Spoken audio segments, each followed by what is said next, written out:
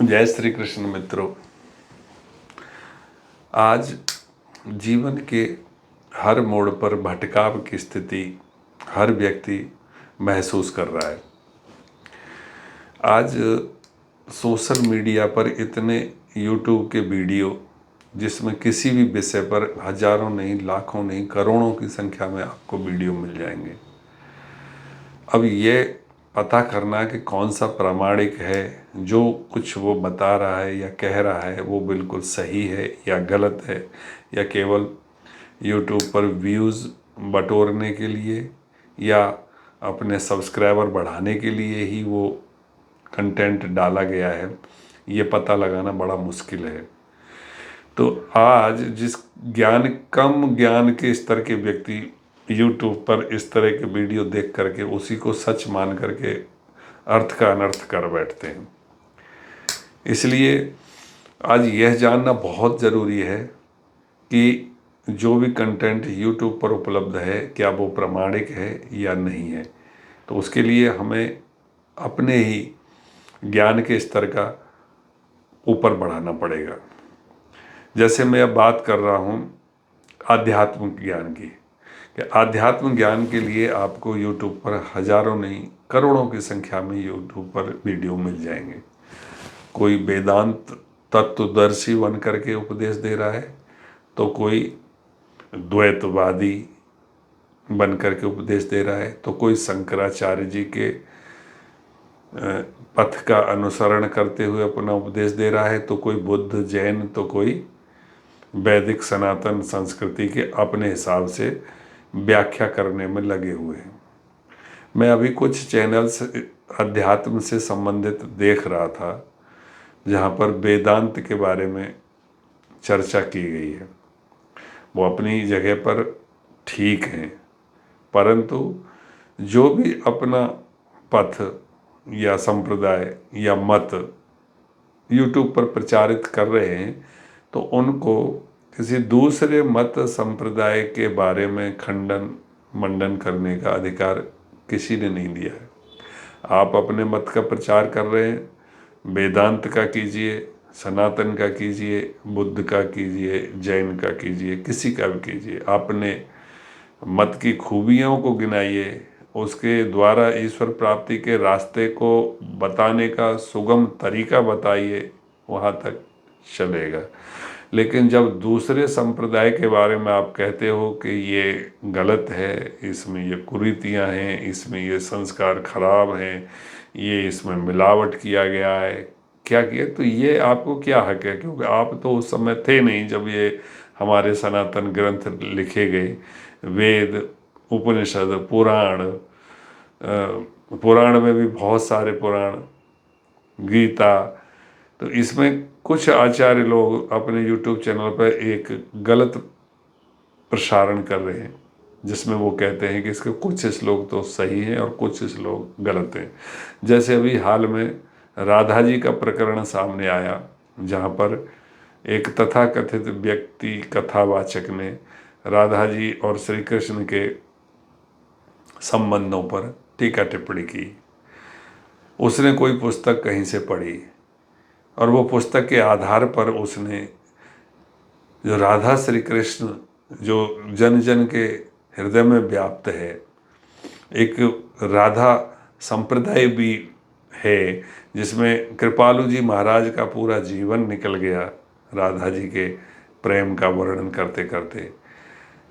इधर प्रेमानंद जी महाराज भी राधा जी के अनन्य भक्त होकर के पिछले 15-20 सालों से अपना जीवन यापन वृंदावन में कर रहे हैं और इतना अच्छा प्रवचन लोगों को दे करके राधा के प्रति और श्री कृष्ण के प्रति भक्ति का प्रचार प्रसार कर रहे हैं। तो ऐसी स्थिति में राधा और श्री कृष्ण के ऐसे संबंधों के बारे में टीका टिप्पणी करना निहायत ही बहुत ही निंदनीय कार्य है, जिसमें वो राधा जी को बरसाने की ना बता कर कहीं दूसरी जगह का बता के इतना चलता। लेकिन राधा और श्री कृष्ण के संबंधों के बारे में कि जैसे राधा जी श्री कृष्ण की धर्मपत्नी नहीं थी, उनमें नाम नहीं था, उनके पति का कुछ और नाम था, सास का कुछ और, वो सारा कुछ उन्होंने किसी पुस्तक या कहीं संदर्भ से लेकर के उन्होंने वहाँ पर अपनी कथा में बोल दिया और फिर उसके पीछे सफाई भी देने लगे। अरे सफाई देना क्यों दे रहे हो सफाई? आपका मुख्य उद्देश्य क्या था इस विषय को उठाने का, उन संबंधों को उठाने का ला? और अगर आपको लगा था कि आप बहुत बड़े ज्ञानी हैं और आपने ये कहीं से पढ़ा है, तो आपने बताते समय जब आपने प्रश्न किया लोगों से कि राधा जी कहाँ की रहने वाली थी, उन्होंने बोला बरसाने की, तो आपने जब उस प्रश्न को काटा तो उसी समय पर वो किताब ला करके दिखाते। उसी समय, नहीं आप गलत हो, इस किताब में ये लिखा है, उसी समय कथा के दौरान ही ये किताब है, आप पढ़ लीजिए। तब तो आपको कोई कहता भी चलो आप नहीं बोल रहे, वो किताब बोल रही है। लेकिन वहाँ पर आपने अपना ही वक्तव्य दे डाला बड़ा पूरा, और उसके बाद जब इसका विवाद बढ़ा तब आप अपने एक्सक्यूज पर आ गए कि ये किताब में पढ़ा, मैंने वो पढ़ा, ये पढ़ा। तो इसका मतलब क्या था, इसकी अधूरी जानकारी क्या थी?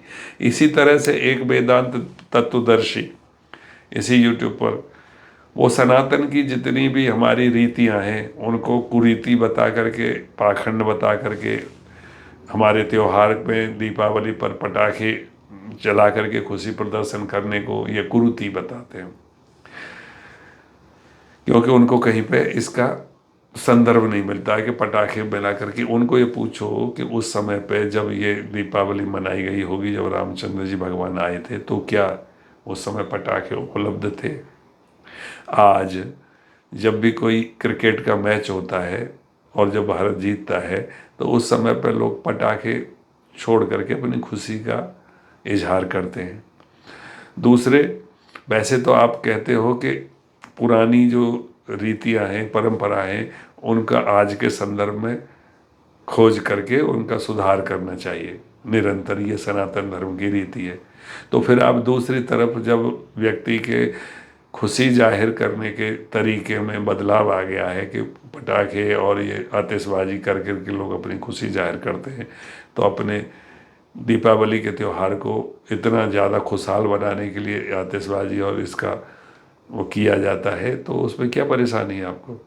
उसको आप पाखंड और ढोंग और नाटक क्यों कहते हो कि ये पहले नहीं था आज है, पहले नहीं था वो नहीं है ये है? ऐसे ही मनुस्मृति के कुछ श्लोकों के बारे में कहेंगे कि ये मिलावट की है। क्या आपको मालूम है कि मनुस्मृति का कालखंड क्या है? और मनुस्मृति जिस समय लिखी गई थी उस समय समाज की क्या स्थिति, स्त्रियों की क्या दशा थी, मनुष्यों की क्या दशा थी, और उस संदर्भ में आप जिन श्लोकों का वर्णन करते हो तो उनका क्या अर्थ रहा होगा, क्या संदर्भ रहा होगा? क्योंकि जो भी बात होती है वो काल के अधीन होती है, समचीन होती है, कि जिस समय पे वो बातें या जो निर्देश या जो रीतियाँ या जो परंपराएं या जो धर्म, ये चीज़ें जब चलती हैं तो वो काल के अनुसार चलती हैं और उस समय पे वो लोग उसका पालन करते हैं। कालांतर में जब वो समय निकल गया और उन पर टिक्का टिप्पणी कर करके बोलता है नहीं नहीं वो गलत कर रहे थे, आपको किसने अधिकार दिया कि वो गलत कर रहे थे? आप सही कर लीजिए, परंतु आप उसको गलत कैसे ठहरा सकते हो? क्योंकि अभी कालांतर में समय बदल गया, संदर्भ बदल गया, चीज़ें बदल गई, शिक्षा बदल गई, रहन सहन बदल गया सब कुछ बदल गया।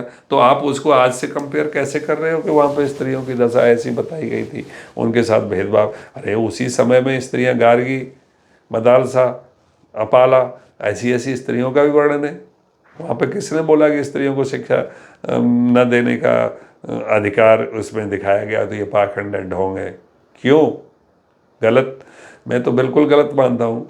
उस समय भी स्त्रियों की जो उन्नत दशा थी, उसी ग्रंथ के अंदर जब ये आ जाता है कि यत्र नार्यस्ते पूजन्ते रमन्ते तत्र देवता, वहाँ तो आप बात नहीं करते हो, वहाँ चुप हो जाते हो। वही मनुस्मृति के अंदर जब ये श्लोक आता है, लेकिन जहाँ दूसरे श्लोक आते हैं जहाँ पे स्त्रियों में शिक्षा और उसके बारे में अधिकार आता है न देने का, तो उस समय पर आप टीका टिप्पणी करते हो कि ये क्या लिखा मनुस्मृति में, ये किसी ने मिलावट कर दिया है। कोई कहता है कि किसी ने कहीं से ला के रख दिया है।